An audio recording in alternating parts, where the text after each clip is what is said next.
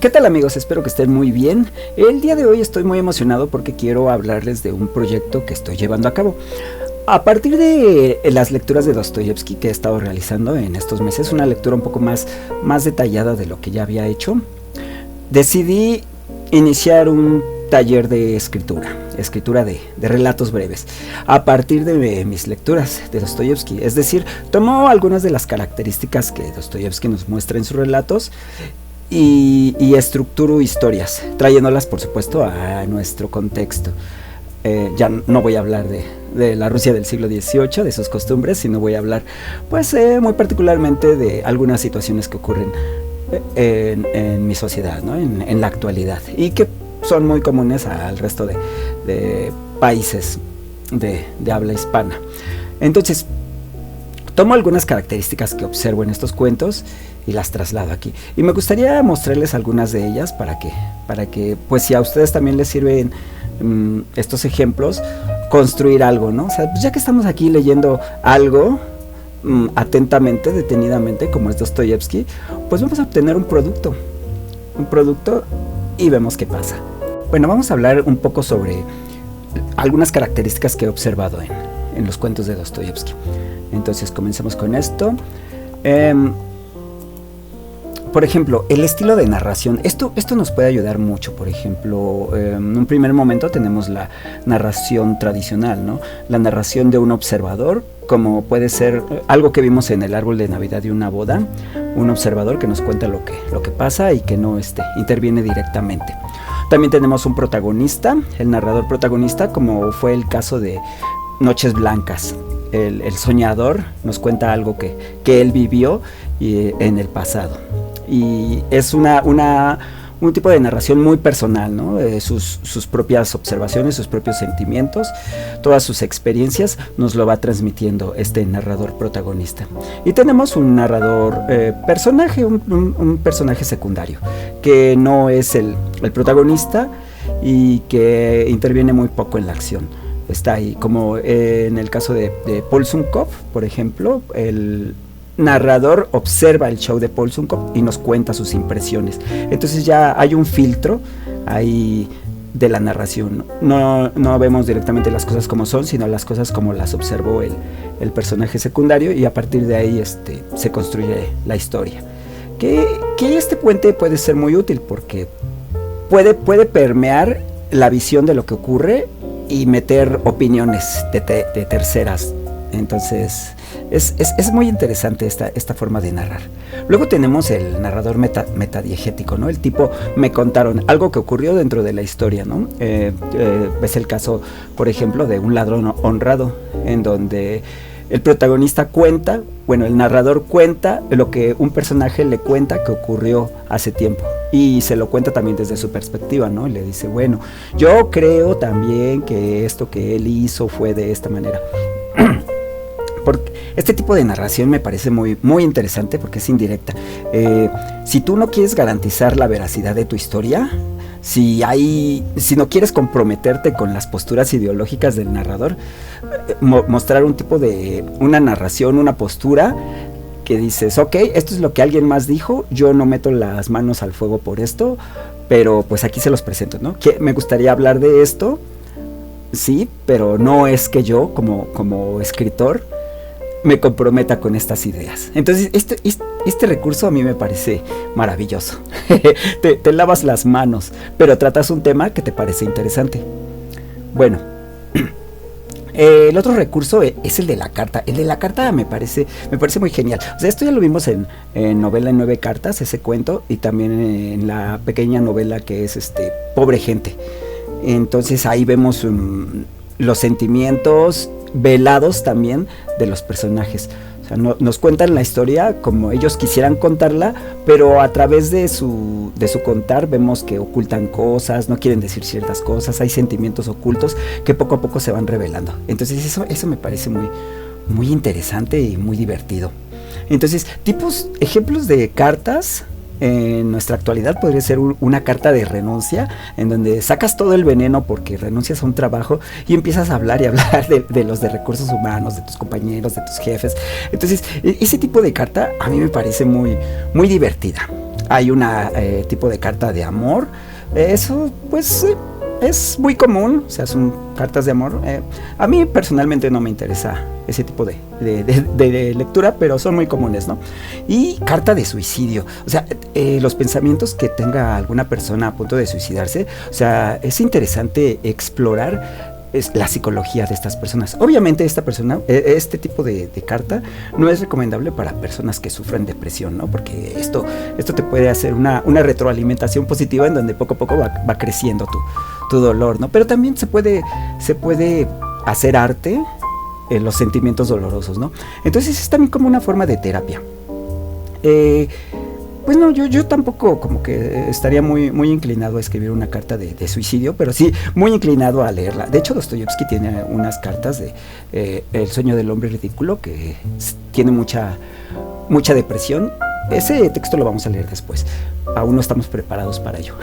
Pero es muy interesante todo lo que vive este hombre, ¿no? Bueno, además del estilo narrativo, también tenemos el enfoque. O sea, ¿qué es lo que quiero que mi cuento exprese, ¿no? Exprese tragedia, exprese dolor, o exprese comedia, que me ría con él, como en Novela en 9 cartas. Entonces, o también una mezcla, ¿no? Una mezcla agridulce de ambas cosas. Entonces, ¿qué tipo de enfoque le quiero dar? Principalmente en Dostoyevsky, pues es como que una mezcla de sentimientos agridulces. No hay, en sus historias no hay villanos, tampoco hay héroes, hay gente normal. Entonces cuando a la gente normal les pasa cosas feas, pues uno se siente muy confuso, ¿no? Muy mal. Entonces eso es muy interesante, muy divertido y muy difícil de leer. Bueno, las características de nuestros protagonistas pues también son cosas muy interesantes, porque pues hemos visto en Dostoyevsky una gran variedad de cosas. Por ejemplo, características físicas e intelectuales, podría ser una edad mayor, menor o igual a la del autor. Como en El pequeño héroe, el niño pues tenía 11 años y Dostoyevsky pues ya estaba grandecito, ¿no? O también en la historia de El marido celoso, ese señor pues ya tenía sus 50 y tantos, sus 40 y tantos, y Dostoyevsky estaba en la treintena. Entonces también tenemos otro tipo de característica, ¿no? El género, o sea, vamos a hablar de un hombre, una mujer, mismo género del autor, diferente género del autor. Este es un experimento muy interesante que también Dostoyevsky realizó, ¿no? Lo vemos en Netoshka Nesvanova. La protagonista pues es mujer, siendo Dostoyevsky un hombre, y trata de entrar en los sentimientos y los pensamientos que tendría una pequeña niña. Entonces es muy divertido, muy entretenido este tipo de ejercicio. También la condición social, ¿no? Condición social menor, mayor o igual a la del autor, como pues tenemos muchos personajes. Dostoyevsky, aunque venía de una familia que pues tuvo siervos en su momento, su papá era un médico y tenía un poco de dinero, Dostoyevsky no era de la nobleza, no, en realidad no disfrutó de este dinero. O sea, sí explotaba a su papá, le decía dame dinero, mientras vivió su papá, lo explotaba, pero después que murió su papá, pues ya vivió ahí de la literatura y sobrevivió, ¿no? Sobrevivió ahí con lo poco que le pagaban por sus relatos. Entonces, también en la novela de Un pequeño héroe, pues vemos que el protagonista pues es acomodado, ¿no? Tiene dinero, entonces Dostoyevsky se imagina en esa situación. Y bueno, luego, el tipo de actitud que tendrán los protagonistas. O sea, es una actitud positiva que enfrenta los problemas. Netoshka Nesvanova iba a ser, en un momento posterior, un personaje que iba a tomar los problemas, el toro por los cuernos, y lo iba a enfrentar. No llegamos a ese desarrollo de personaje, pero hubiera estado muy interesante verlo, porque los demás personajes que hemos visto de Dostoyevsky, pues muy pocos realmente tienen mucho valor para enfrentarse a las situaciones. Son seres humanos comunes, normales, muy humanos, y con miedos y con un poco de valentía, pero dentro de lo normal, ¿no? Entonces no hay unos héroes propiamente. En algunos momentos el señor Goliathkin se sentía lleno de valor, pero al instante se difuminaba su valor, ¿no? Se esfumaba. Entonces, por otra parte, también tenemos que podría nuestro protagonista hacerse la víctima, totalmente la víctima de, ay, todos están en contra de mí, nadie me quiere, como Efimov, ¿no? Efimov, el padrastro de Netochka Nesvanova, que a pesar de que todo el mundo lo apoyaba, todo el mundo pues lo trataba bien, a pesar de eso, pues Efimov se victimizaba muy fuerte, ¿no? Entonces, ¿qué tipo de actitud ante la vida va a tener nuestro protagonista? O le es indiferente, ¿no? También puede ser un personaje que vaya por la vida y no le importe si le va bien o le va mal. O también un personaje al que le encante meterse en problemas nada más por divertirse, ¿no? Entonces es muy interesante explorar con todos estos tipos de personajes. Ahora, los personajes secundarios, ¿no?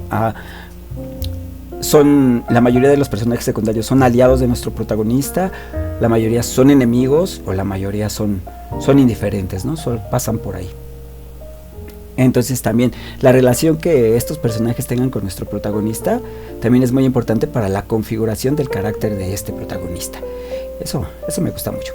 Y finalmente, pues, algo que vimos en Dostoyevsky es que en él tiene mucha importancia los nombres. Algunas veces solo utiliza nombres para hablar de forma irónica, que el significado sea lo opuesto al carácter del protagonista, pero otras veces tiene una alusión metafórica, como por ejemplo Bykov, que era el que pretendía a Bárbara y al final se casa con ella, este hombre maduro y de dinero. Bykov pues tiene un significado tipo, es un toro, entonces tiene la fuerza, la voluntad de un toro y toma todo lo que quiere a la fuerza, ¿no? O Tancred, que era el caballo en El Pequeño Héroe. Ese caballo pues tenía su nombre, ¿no? Su nombre de tipo consejo bien dado o bien pensado. Entonces hay metáforas en los nombres. Entonces las alusiones pueden ser irónicas, alusivas o descriptivas. Entonces, por ejemplo, yo he escrito hasta el momento, hasta hoy, 15 de febrero del 2026, he puesto como protagonistas de los cuentos que he escrito a estos tres ejemplos, déjenme se los digo. Roberto Hurtado. Bueno, Roberto viene de robar y Hurtado de hurtar. Entonces, es una tautología que nos habla de alguien que es un ladrón, ¿no? Pero irónicamente Roberto Hurtado podría ser un policía, o no irónicamente hablando, podría ser un político. Entonces Roberto Hurtado, un político, claro, le queda muy bien ese nombre. Por otra parte, Florencio Campos, de forma alusiva podría ser un campesino o un guardabosques, o también podría ser el dueño de una constructora inmobiliaria que se dedica a quemar selvas, áreas protegidas para hacer sus construcciones, ¿no? O por ejemplo Valentín Gallardo, alguien muy valiente, o puede ser también alguien muy pusilánime, ¿no? En este caso pues podría ser, como en lo que yo escribí, un godín justificando las infamias de su jefe y del sistema. Entonces tenemos esas alusiones a los nombres, ¿no? Que Dostoyevsky pues nos demostró que son divertidas o jocosas, porque o son descriptivas o son irónicas, y eso es divertido, en verdad. O también tenemos, por ejemplo, los nombres invertidos. ¿Recuerdan novela 9 cartas? Cuando hablábamos de Peter Petrov, Ivanovich o Iván Petrovich, ¿no? Se invertían los nombres, los patronímicos, ¿no? El Pedro hijo de Iván o Iván hijo de Pedro se invertían. Pues también en español tenemos mucho esa situación, ¿no? Por ejemplo, Martín Rodríguez o Rodrigo Martínez, Gonzalo Hernández o Hernán González, Fernando Enríquez, Enrique Fernández, o las combinaciones de todos estos. Hay muchos nombres que pueden servir de forma invertida, ¿no? Para denotar ciertas comicidades. Entonces, este tipo de juegos en los nombres son muy útiles. Y para la característica de este cuarto cuento que también escribí, pues fue muy peculiar. La verdad me divertí mucho escribiéndolo. Entonces, bueno, esto es lo que quería enseñarles. Ahora, la principal característica que yo observé en Dostoyevsky es que los cuentos tienen que ser incómodos, muy incómodos. ¿A qué me refiero? O sea, no hablo de hablar mal, o sea, irnos por lo barato, que es hablar mal de ciertas minorías o decir groserías. No, sino hablar de ciertas características psicológicas de sus protagonistas. Generalmente cuando lees un cuento, cuando escribes un cuento, buscas que el lector empatice con el personaje. Aquí Dostoyevsky nos está mostrando personajes que, aunque son muy humanos, que en ese sentido podríamos empatizar con ellos, también tienen ciertas características que hacen sufrir mucho. No sé, el carácter de Efimov, o sea, es insufrible. O el carácter de Goliathkin también insufrible. O sea, no es tanto el medio como en la mayoría de los cuentos. La mayoría de los cuentos es el sistema el que destruye al individuo, pero también el individuo pone de su parte y su carácter hace que caiga, ¿no? Que caiga en decadencia. Pensemos en Basil, de un corazón débil. O sea, también él tenía todo para ser feliz. Tenía un jefe que lo valoraba, tenía amigos, tenía una novia muy hermosa. O sea, él tenía todo para ser feliz, y a pesar de eso su carácter débil no aguantó y dijo, no, yo no puedo ser feliz, yo me hundo, ¿no? Entonces, esta es una de las características de esta primera etapa de Dostoyevsky. O sea, sí, hay una crítica social. El mundo ruso de 1850 es difícil, consume al individuo, lo destruye, pero también hay ciertas características en el individuo que contribuyen a esa destrucción, ¿no? Entonces, sí, los cuentos que también escribí, pues tienen esa característica, ¿no?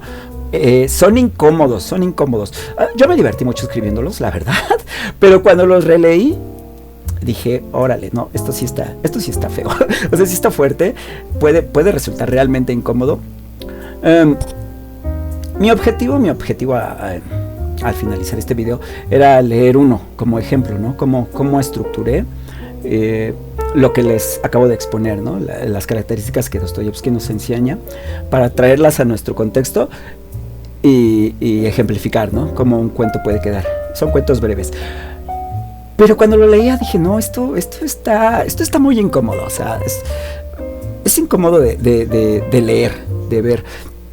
Y bueno, nuestro canal, aunque es muy chiquito, tiene unos videos, y no me gustaría que nos lo cancelaran por la lectura de un cuento aislado, sin el contexto de todo lo que hemos visto. Entonces, mi intención era leerles algún cuento de estos que escribí para que veamos cómo podemos construir a partir de lo visto con Dostoyevsky.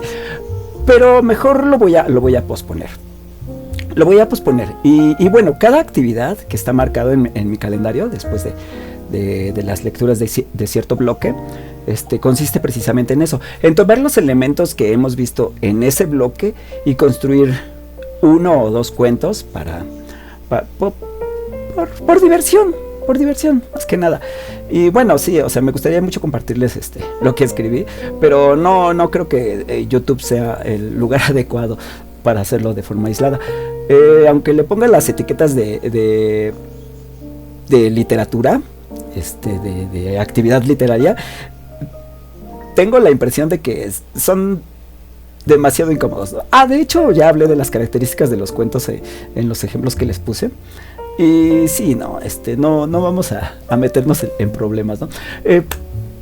Hay una cosa que hacía Dostoyevsky cuando escribía los cuentos que ya hemos revisado en su primera etapa de juventud. Él siempre decía, cuando quería ofender a alguien, le decía, mejor no digas nada, porque eso es lo que diría un libre pensador. En su época, el zarismo estaba muy, bueno, ya no era zarismo, pero el gobierno estaba muy en contra del libre pensamiento, ¿no? De los libre pensadores, de las ideas revolucionarias de Francia y todo este cotorreo de Europa. Entonces, esa fue la razón por la cual detuvieron a Dostoyevsky y lo mandaron a Siberia junto con todos sus amigos. Pero sí, o sea, esos cuentos eran incómodos, no solo para el lector, sino también para el régimen. Entonces, yo no digo que viva en un régimen que sea censurable, pero los lectores pueden decir, es que tú estás a favor o tú estás en contra. Entonces siempre es ese problema, que cuando hablas de un problema de una persona, no es inevitable hablar de su contexto.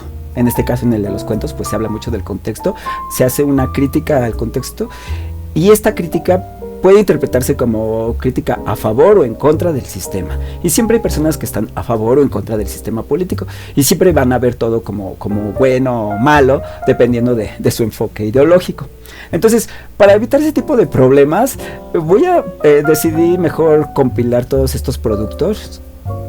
Y al final de nuestras lecturas de Dostoyevsky dentro de 2 años, juntar todos estos cuentos y no sé, tal vez publicar algunos que me gusten más.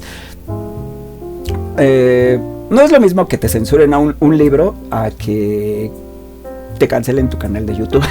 Entonces me gustaría mucho conservar mi canal de YouTube, y ya después, dentro de 3 años, vemos qué pasa con estos cuentos que hemos escrito. O sea, también mi idea es retomar protagonistas, los protagonistas que tengo en estos cuentos, retomarlos y meterlos en otro estilo de los que vamos a ver más adelante, ¿no? Como por ejemplo, en el segundo bloque vamos a hablar del sueño del tío o el sueño del príncipe. Lo encuentran de las dos maneras. Y la aldea Stepanchikovo y sus moradores. Son cuentos cómicos incómodos también, pero con otro estilo. Entonces, algunos de los protagonistas de los cuentos que escribí, quisiera meterlos en este nuevo estilo. Y también cuando veamos el siguiente bloque y el siguiente, cuando veamos, por ejemplo, Apuntes del subsuelo, Memorias del subsuelo, también, ¿no? O sea, vamos a ver nuevas perspectivas de estos personajes. O sea, como les digo, quiero experimentar, quiero hacer este tipo de experimentos, y me gustaría también que, pues, si esto les sirve a ustedes para que también experimenten, pues tomen estas características que les enseñé y que vimos en Dostoyevsky, y también las que ustedes vean en Dostoyevsky, utilícenlas para la propia creación literaria, ¿no? Hay que divertirnos, o sea, considero que es bonito leer, pero es más bonito hacer algo con las lecturas que tenemos. O sea, además de reflexionar, pues también la actividad literaria, la creación literaria, es algo que es muy entretenido y muy bonito. Entonces los invito a que ustedes también inicien con esta actividad literaria. Y bueno, hasta aquí el video de hoy. Nos vemos la siguiente semana con el sueño del tío o el sueño del príncipe, les digo. Lo pueden encontrar de cualquiera de las dos maneras. Y hablamos de ella y ya, ese es el inicio del segundo bloque. ¿Ok? Bueno, pásenla bien. Hoy es 15 de febrero. Nos vemos la próxima semana, creo que es 22, con el sueño del tío. Bye.